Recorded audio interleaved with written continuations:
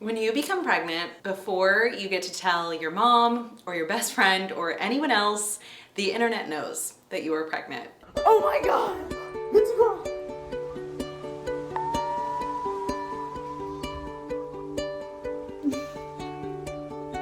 Anyone who's been pregnant knows that those early weeks are just such a flurry of emotions. You're excited, or not, but also nervous and maybe scared, a little unsure. You're just in a fragile state. You don't really know what you're doing, but one thing's for sure. Every time you open your phone or your computer, you are presented with something that you absolutely need. It starts with all the different pregnancy apps that you need, which, to be honest, I did have a lot of fun tracking the growth of my baby with the apps. I just don't need 5 different apps to do that, and I definitely won't be using any of them for future pregnancies. Then there are the belly oils, the pregnancy pillows, the maternity clothes, the compression socks, the baby shower, and all that's just for you. When it comes to the baby and what the baby needs, oh my God.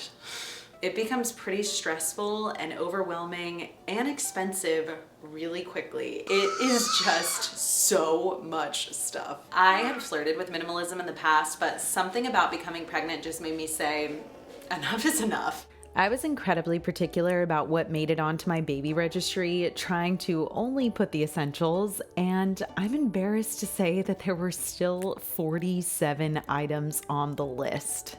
47, and that's with an incredible amount of restraint. So yeah, it can get out of hand pretty quickly.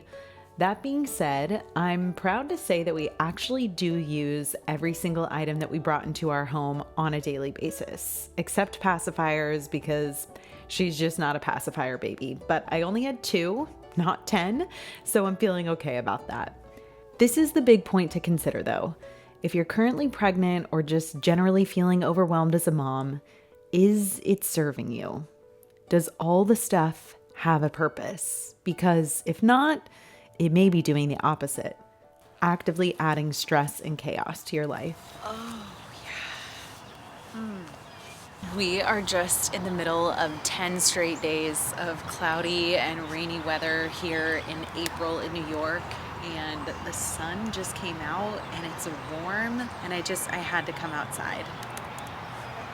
Okay, here it is. I've pulled open this list that I created during pregnancy that has all the potential baby items that you might need when you have a baby on the way. Gosh, this is so funny to look at now. I did so much research, but I feel like my research may have been different than what most expecting parents do. I was really just trying to figure out, what do you actually need? One of my favorite things to do was to watch videos posted by moms who have at least 3 or 4 kids, because I just felt like they really know what you need. I want to just find a couple of examples of how we simplified when it comes to the baby stuff. Okay, all of the creams.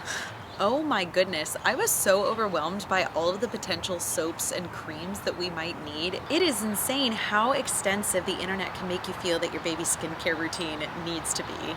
Soap, and then shampoo, and then diaper cream, and moisturizer, and oil for this, and cream for this, and there were just so many different things, and they were all like $30 each. It just felt a little insane. So what we settled on was we got one soap shampoo little combo that's like $4, and we love it. She's 9 months old and we're still on that first bottle that we got. And then we got lanolin. Lanolin is such a fantastic all-purpose salve. I used it a lot in the first month as a nipple cream, but then we also use it whenever she gets a diaper rash or just any type of redness or irritation that she gets on her skin. The lanolin is perfect for it. We do not have a bunch of different moisturizers and creams. This one salve is all you need, I think. And in fact, I have recently been getting into making my own moisturizer out of beef tallow, which, if you haven't heard about that, it sounds kind of crazy, but my skin has just been wacky in the postpartum season, and I've heard a lot about how beneficial tallow can be for your skin when you apply it externally. But of course, all of the different moisturizers that you can buy that have tallow in it are like $100. So I just got like a $15 jar of tallow at the store and made my own home DIY tallow moisturizer, and I am loving it, and it does not smell like beef, which was my number one concern. You put essential oils in it and it really just smells like the oils, which is great. But I was looking more into tallow, and it can also serve as a fantastic moisturizer for babies when they have diaper rash, whenever they have irritated skin, and it can also serve as nipple cream. If there is a multi-purpose item that can be used for mom and baby in multiple different contexts, sign me up. I want it. So lanolin or beef tallow. Another product that I saw come up a lot in the category of baby skincare is a cradle cap comb. If you don't know what cradle cap is, it's really common in babies. It's essentially just like dry, flaky skin on their skull. I don't know any more than that. I don't know why it happens, but what I do know is that breast milk is a great way to get rid of it. You just spray a little milk on the top of their head, let it soak for 10-15 minutes, and then wash it out, and it sort of heals. Okay. The lighting has just changed drastically, but we're just gonna go with it because there are clouds. I wanted to bring up this cradle cap comb specifically because I feel like it's a nice example of it seems insignificant, why not have it just in case? But there are so many items like this where you don't know if you're gonna need it. It might seem convenient, yes, but there might be another alternative that serves just as well, like milk out of your own body. And I just think if we're not careful, we're gonna end up with a ton of these small, insignificant, like just in case items that we just really don't need in our homes.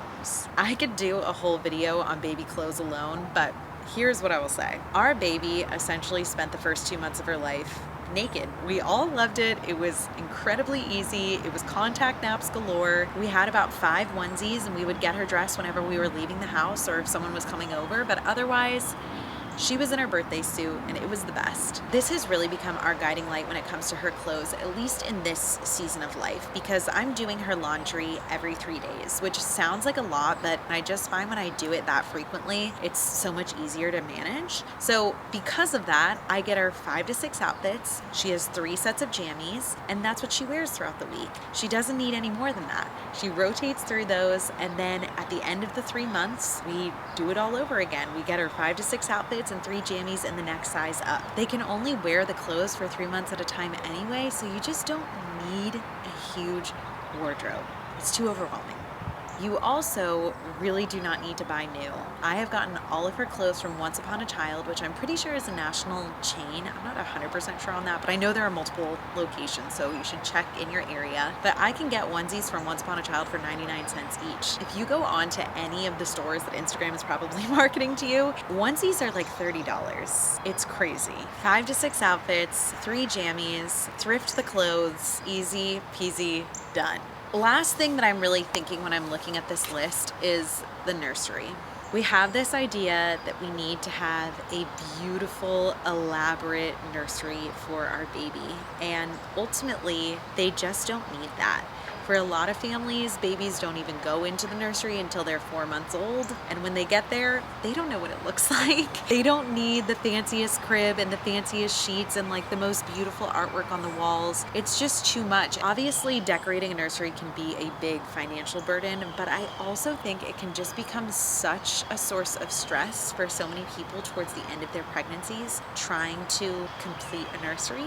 If it's something that you're loving doing and is bringing you so much joy and you have the means to get all of the things, do it. But I know for me, I was already overwhelmed enough with all the other baby stuff that had we chosen to have a nursery, I would have been a basket case over it. That would have just been way too much for me to organize and get together towards the end of my pregnancy. We are a co-sleeping family. Our baby has slept in our bed from day one, which maybe seems like a taboo topic, but I really don't think it should be. It is the most natural, normal, instinctual thing I have ever done. We've loved it so much. I feel that it's really facilitated the breastfeeding relationship. I feel that it has made sleep so much better than it would have had we not been doing this. And it's what mammals are designed to do. There are certainly some steps that need to be taken in order to ensure that you are co-sleeping safely. There's something that's called the what is it? The Safe Sleep 7. I think that's it. The Safe Sleep 7. I gotta look this up. The thing that I always want to share with moms who are considering co-sleeping is that these 7 steps that you can take to ensure that you have a safe co-sleeping relationship all really have to do with the environment. Like our bed is on the ground. It's pulled away from the wall so that our daughter can't wedge herself into a crevice and suffocate there. It all has to do with sort of pulling back our modern conveniences, not having a massive duvet. If we take away all of these things and just look at the mom-baby relationship, it is so normal and natural to sleep with your young. You are not a danger to your child, period. Unless you're intoxicated. That is one of the 7 things. Dr. James McKenna is a fantastic resource when it comes to safe infant co-sleeping. So I will link his book as well as my favorite podcast interview of his down below. I send it to all of my pregnant friends. Definitely check it out. Of course, you just can't know all that you're gonna need for your baby before they're here, because what works for one family or even what works for one baby won't necessarily work for another. But the general message that I would love to impart is that you certainly don't need it all. Everyone says this, but it really is so true. Babies, especially in the first 3 months, really just need your love, your care, your warmth, your snuggles, 2 pairs of PJs, and a carrier, because your arms will really get tired. Definitely invest in a good carrier. So when it comes to considering what items you may or may not bring into your home, and I think that this applies to both when you're about to welcome a new baby, but also through your motherhood journey at large, ask yourself, will this item bring more ease into my life? Or will it further contribute to stress, overwhelm, and chaos? And I know that it might seem silly for me to suggest that a tiny little cradle cap comb is going to contribute to more stress, overwhelm, and chaos. But if you get 100 different items that are equivalent to a cradle cap comb, they certainly will. Simple, simple, simple. I really think simplicity is the key to being a grounded, relaxed, present mother. I'd love to know your thoughts. And as a fun game, if you already are a mom, what is one item that you do really regret bringing into your home? Let us know down in the comments. Thank you so much for watching, and until next time.